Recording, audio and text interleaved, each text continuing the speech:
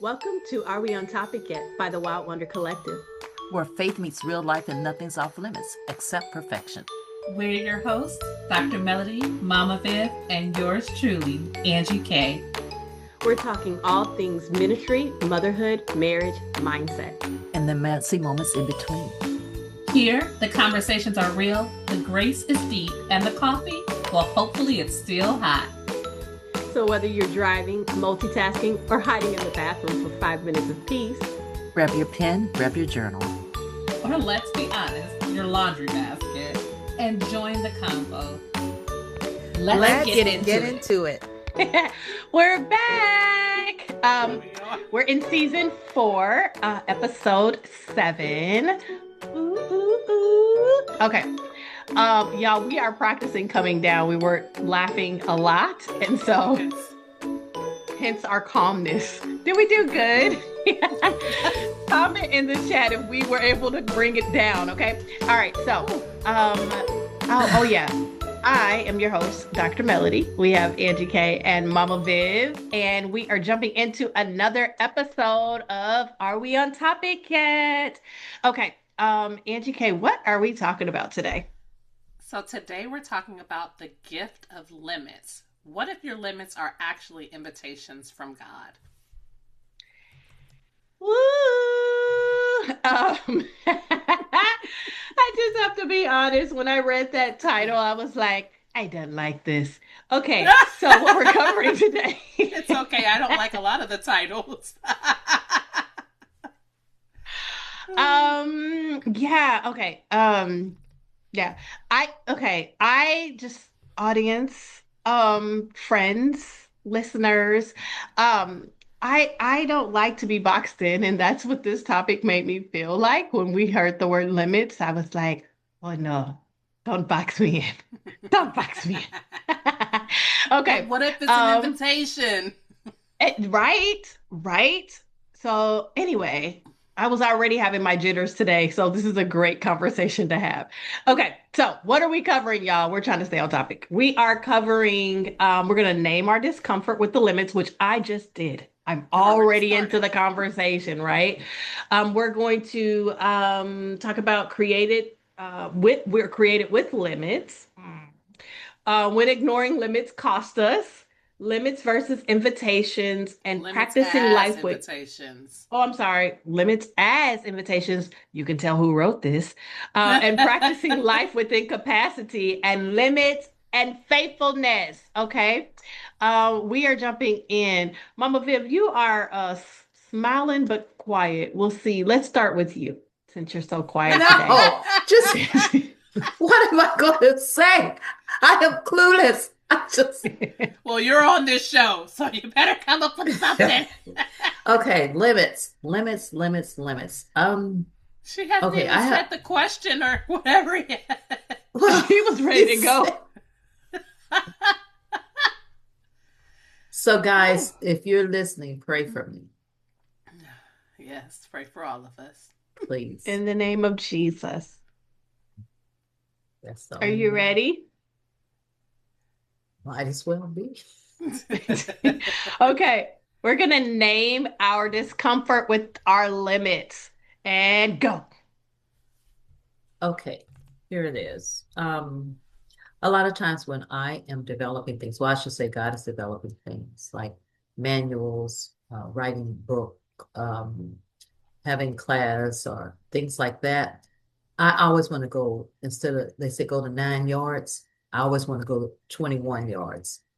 And so I can come up with 500 different things to put in there. And, God's like, make it simple, make it simple. And so then I feel like he's limiting me. He does that. Oh, that's interesting. Oh, I hadn't even thought about that. Yeah. Oh, that's interesting. That just starts it really deep. It does. Like I said, I don't like to be boxed in, and I really don't. I think also, like, I don't like to be boxed in physically either. Like, I think if I had to do an MRI, that might be really difficult for me. I could see that. But I don't like to feel boxed in, like, in any kind of capacity.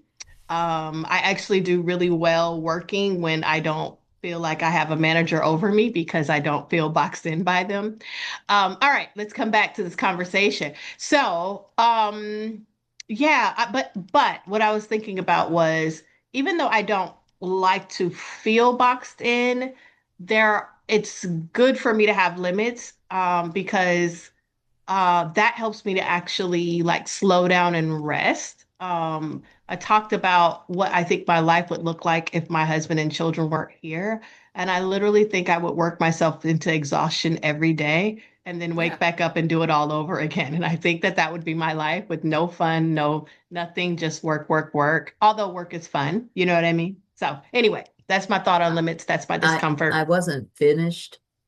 And so here's the rest of what I was going to say was that I feel like he's limiting me, but I didn't say it was a bad thing or anything like that. So I think it's a good thing that he limits me, or I would still be on chapter 1 right now.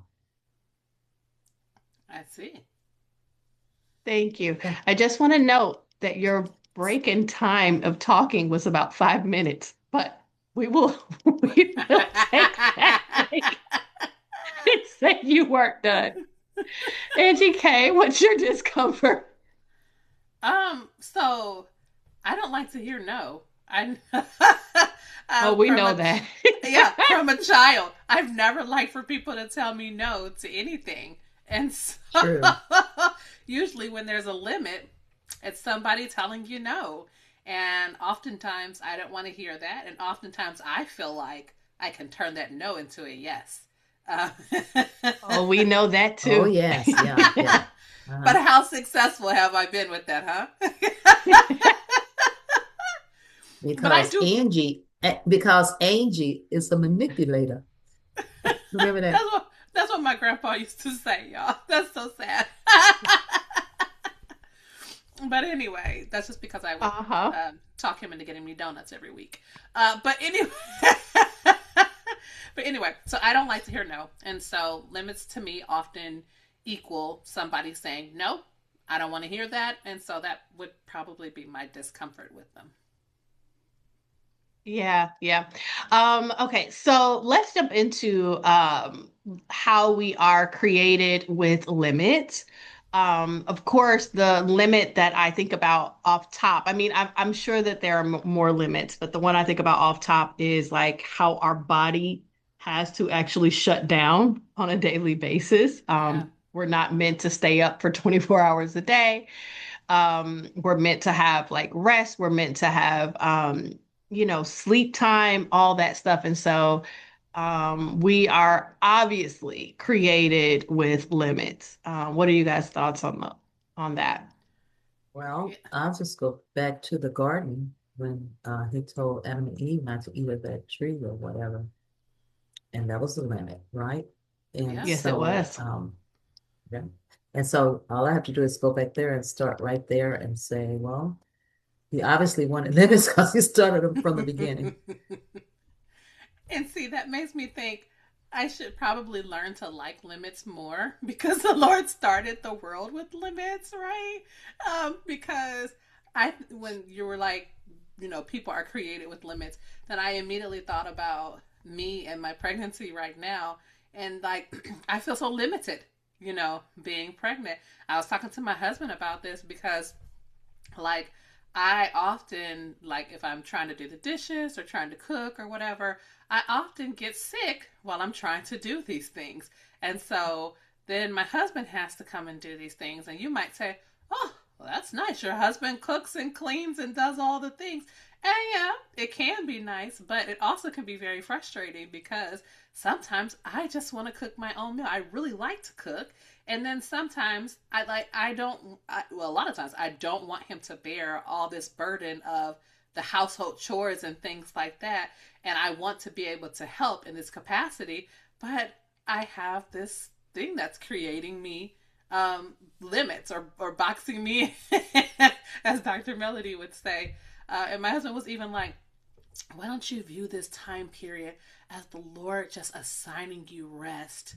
And I was like, ah! Yeah, so that's how I feel about being created with limitations. Yeah, but it's interesting that that's the one that you brought up because that's what I was thinking about is like how God puts limits on how long we're in something. Like you're not going to be in infancy for 5 years. You know what I mean? You're not going to be a toddler. Like there are limits in each phase of our life and what we have the ability to do and the capacity for in each phase is also limited. What I could do when I was in my 20s, yes, I'm not in my 20s, um, you know, um, is different than what I can do today. Both good and bad, you know what I mean? Or I don't even know if we should put those kind of labels on them, but both things I would enjoy and things I wouldn't, you know what Yeah. I'm saying? So I don't know. It's interesting. I feel like we live in a culture that maybe celebrates being limitless, you know. We Oh, always talk yeah. about being Oh. limitless, but and sometimes being limited in something that's seen as maybe weakness or failure, or even sometimes lack of faith in God. But when we think about how God, like you said, designed the limits and everything in creation, but He also tells us to take a Sabbath rest. Mm-hmm. Mm-hmm. Yeah, I agree that we live in this culture that celebrates limitlessness. And Mhm. I think that that has seeped into my worldview and it needs to be squashed a little bit because, like I said, we probably should enjoy some of these limits that the Lord is putting on us because He doesn't put on anything on us for bad. So it's like, okay, Lord, where's the good at this? Where's the gold in this no, this limitation? Yeah.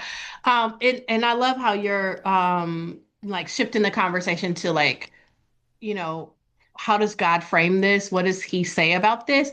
Because I'm sitting here thinking about how I don't like to feel boxed in. And I feel like some of that, if not a good chunk of it, comes from the fact that God has created us to be free, right? There, he says, I've come, that they might have life and life more abundantly. Like I've come to set the captives free. So I think that there is something to be said about freedom. And so then I'm like, okay, well, God, if you came to set us free, then how does this align with freedom? And so I'm like thinking about this in this way of um, living within the limitations that your body, your mind, your soul, whatever has affords you the freedom to be able to operate and move in the things that you are supposed to be doing in that season of your life. And so I really honestly feel like limitations is like almost like a partnership with freedom in the way that God has created that. And so this is just a really fascinating conversation. Okay, okay, God. Oh, Um, yes, I'm sorry.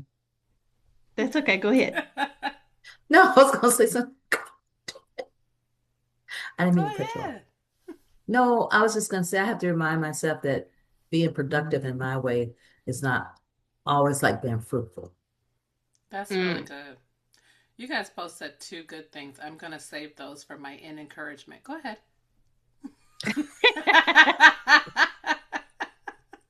Which one was mine so I can say it? Oh no, I got to keep it with me. Now. You can't have it back. So, what does ignoring limits cost us? What do we feel like that cost us as an individual entity, society when we ignore? Oh, okay. I'm not. I'm a hold it. I'm a hold it. What do y'all? What do y'all think that limits cost us? Well, I think that if the Lord is placing limits on you or limits on your situation and you're only choosing to view it in a negative light, then you're missing an opportunity that he has laid out before you. Because like I said, he's done this for a purpose. He doesn't do things for our bad. He only does them for our good. And so like Adam and Eve in the garden, Mama Phil was just talking about that. He laid out an opportunity for them to be one with him, to be in constant, communion, intimacy with him. and they missed the opportunity because they only saw it as a limitation. Mm. I'm going to say that freedom without limits equals chaos, Yeah. right? I'm taking that one. And because I'm thinking about our society and our community. And if we only had ultimate freedom to do everything and anything that was in our minds, our hearts, or whatever, our desires, and there were no limitations, then this would be an extremely chaotic world that would be dangerous to live in, and quite honestly, very full of fear for people because what you desire is not necessarily the same thing that someone else desires at any given moment. And so, yeah, freedom without limits equals chaos.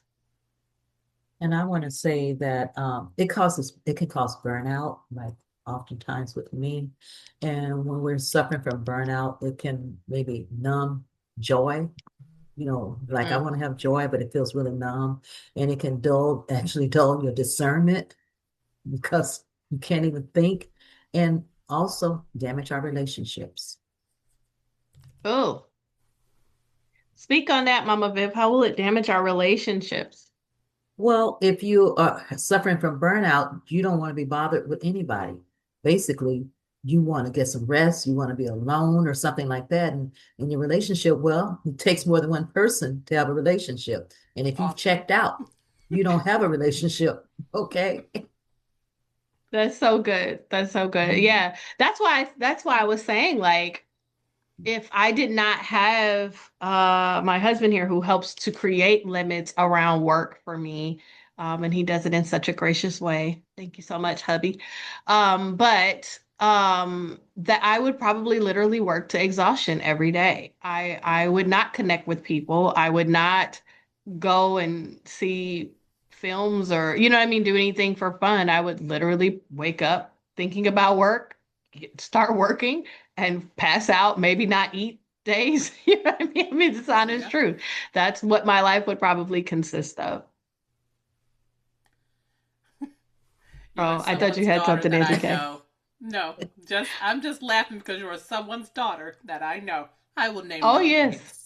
Yes. Clearly, I got it from Mama Viv. She Oh, passed it down. that's not the one I was talking Oh, about. I was gonna say, Her too, though. and I'm about to say, and my dad is definitely, I am absolutely their child, a combination of the two. Yeah, that's a perfect example of how burnout can destroy a relationship. Move on. Move on. Okay, so as Angie K has started talking about seeing limits as an invitation, right? Um, and I will just speak into this and then let you guys jump in there. But anything that I don't understand or that I understand differently from the way God frames it, I see as an invitation to have conversation with him and connect with him on that level, the same way that lifetime you guys saw my brain moving and God like bringing some insight to me about how freedom and limitations like kind of coexist and go hand in hand and actually are like needed by one another. So and for me, this is probably not where it'll stop. We'll go deeper into it, but that's how I see the invitation is like, well, one of the ways anyway, is to like go further in discussion with the Lord and let him open your eyes to some things. Yeah, I definitely agree that that this it's really an opportunity to press in to what the Lord is saying, and because I think oftentimes we don't understand the no's that we get in life, right? And so it's the time to say, okay, Lord, why am I getting this no? What should I be doing instead? What are you trying to teach me? You know, all these questions that we should be asking that oftentimes, I won't speak for everyone else. Oftentimes, I don't ask, huh? And then the Lord's like, hey, you probably should ask this. And I'm like, oh, I I guess I should. I love But it. yeah, but I it love that really is a too. time of clarity. If you take the time to allow it to be a time of clarity. I feel like also it's the time when for me, he does the deeper work. Some of the Yeah. deepest Mm, work is when he says, "Okay, I'm cutting this off right here, and now listen." And I yeah, just want to yeah. say too that over all the no's that I've had in my lifetime, in the process, in the moment, a lot of those no's, maybe all of those no's, did not feel good to me.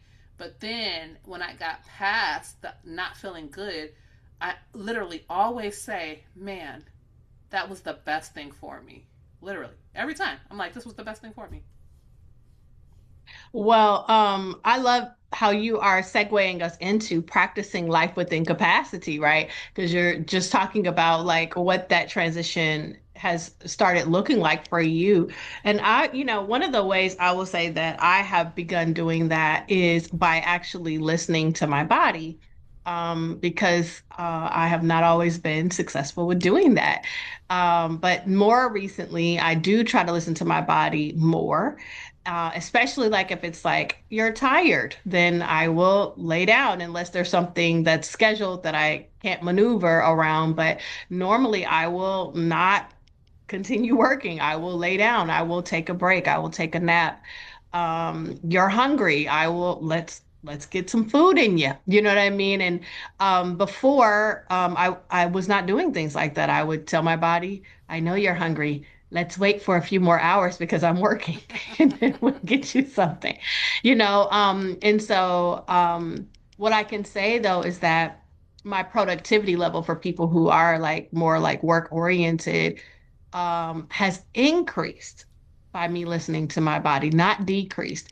And, I just see like how living within my capacity is beneficial not only to my productivity level, but also relationally with my husband and my children, which I still feel like I should even be doing better than that on. Y'all, I come from a family of workers. Relationships came secondary to that.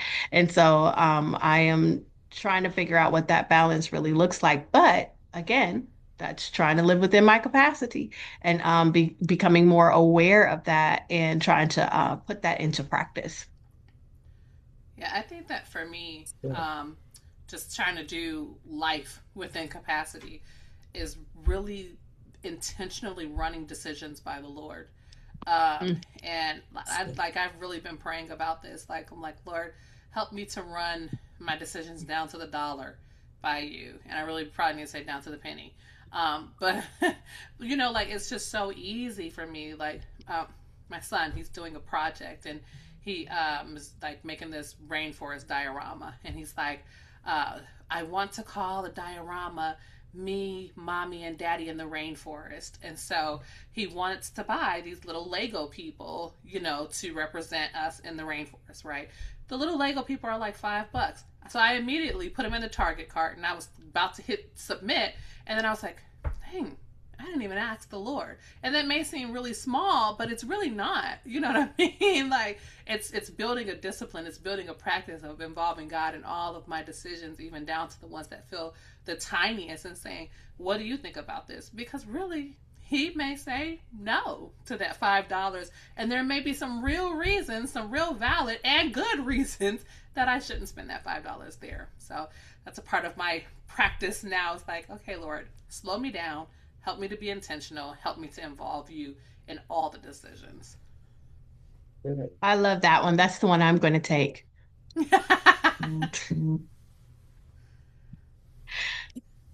Oh, Mama Mama Viv, I Viv. thought you were jumping in there. That's okay. Did you have one? Yeah. I think she's limiting herself right now. Yes. Let's talk about limits and faithfulness. Angie K wrote something on this. And I just felt like it was so profound. Yeah. Faithfulness is not measured by exhaustion. Right. Um, yeah. And I Yeah. just, for me, that's very profound because as I told you, That's what my life would look like. And I don't even know if it's because I feel like that's what faithfulness is, but I'm going to tell you, if I dug deep, I wouldn't be surprised if maybe that was underneath some of that, you know? But hmm. Okay, so this is what just popped in my head, right? Faithfulness is not measured by exhaustion, but it is measured by aligning yourself with what God has been saying to you or has spoken over you. And so, one of the things that popped in my head about that was God has called our bodies. Um, what's that scripture? Oh, what does He One call our about bodies? temples. Yes, Temple. his temple, right? It's a temple unto the Lord, which means that we're actually supposed to be taking care of our bodies. At least that's part of my interpretation about being a temple for the Lord, right? And so if I am working myself to exhaustion, thinking that I'm being faithful, I'm actually not being faithful because I'm not listening to my body and treating it as a temple for the Lord by taking care of it. So it's really interesting, like how, you know, our worldviews can kind of contaminate what we're actually trying to achieve. You know what I'm saying? So, anyway, I just think faithfulness is alignment unto the Lord. It's not pushing yourself past your capacity. So Yeah. when I wrote this, okay, I was not reading the book that I'm reading now. I'm reading this book called X by John Bevere. Um, and it's actually a really good book, right? So he actually this morning he was actually talking about faithfulness, and he was talking about faithfulness being defined as multiplication, and he took it to the parable of the talents in the Bible, where the Lord gives somebody, one talent, and then he gives another person, I think it was 3 talents, and another one 5 talents. And so the one that had 5 and the one that had 3, they double their talents, but the one that had 1, they do nothing with their talent. And so the 2 that multiplied their talents, he says, you've been a good and faithful servant, right? And so I think that can also combine with what you're saying, Dr. Melody. You could say that the one that had the 3 talents and multiplied theirs, they didn't work to exhaustion because they didn't get it to 5 like the other person. But that was not what he asked for. He didn't ask for you to, overproduce or get to that point of exhaustion. He just asked you That's so to good. multiply and to do something with what he's given you, as opposed to just sit on it and be lazy. And so I think that's where I am with faithfulness right there, is multiplying what the Lord gave you, and doing it with the wisdom that he's calling you to do it with. Yeah. I was thinking about maybe your correct focus multiplies your impact rather than Mm. your constant availability. Ooh, That's good. say that one more time. That was really deep. I don't know that I can. I think we need to rewind that. But maybe no, when I some of edit your this, I'll just rewind it and play it. yes, yes. I mean, those things only come every now and then. It's hilarious. No, but it's your I love focus it. that may multiply your impact, not just your Yeah. availability. I think it That's was really something good. like Yeah. that. It Yeah. Yeah, was. no, that's so real. That's so real. This has been a deep one, y'all. I know we've laughed a little, and we probably laugh a whole lot more on some other ones, but this one has been a deep. I'm chewing on it live, like as we're going through it, Yeah. and so I'm hoping Right. that you're learning something about limitations, or maybe even shifting your own mindset around limitations and how you see them. So, we have come to my favorite part of the show. It's time to encourage our listeners, our best friends. What do you got? Okay. I'm I gonna get stick to with go what first. I'm gonna stick with what I've been saying the whole episode, which is that your limitations are What just happened? invitations from the Lord. So take them as such. Stop thinking of them as a negative thing, Angela, and look at them as invitations from the Lord and ask the Lord, what am I supposed to get from this limitation? I'm sorry, Mama Viv. Okay, thank you. I was going to say that I was writing mine down while you guys were talking. That's why I didn't have anything to say. But anyway, and I wrote down, your limits are not liabilities. Your limits could be God's loving boundaries. And when resting within them, could be an act of trust and faithfulness. That's good. I love that. Okay. I'm going to stick with freedom and limitations are like they coexist, they go hand in hand, they need one another because without them partnering together, then we get to a place of chaos. And so yeah, I'm asking the Lord, welcoming him to continue to expand my mind when it comes to this concept and to help me to embrace limitations more.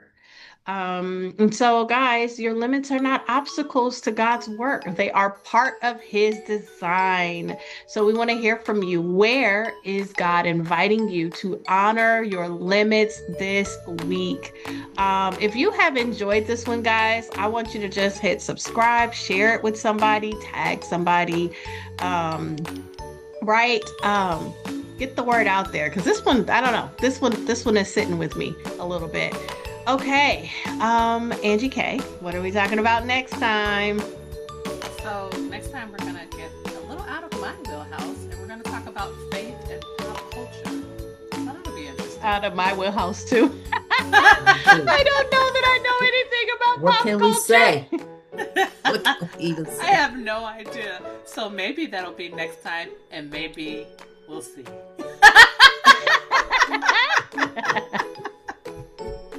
It's been so good hanging with you guys this week. We hope you'll join us next week. Bye, my friends. Bye.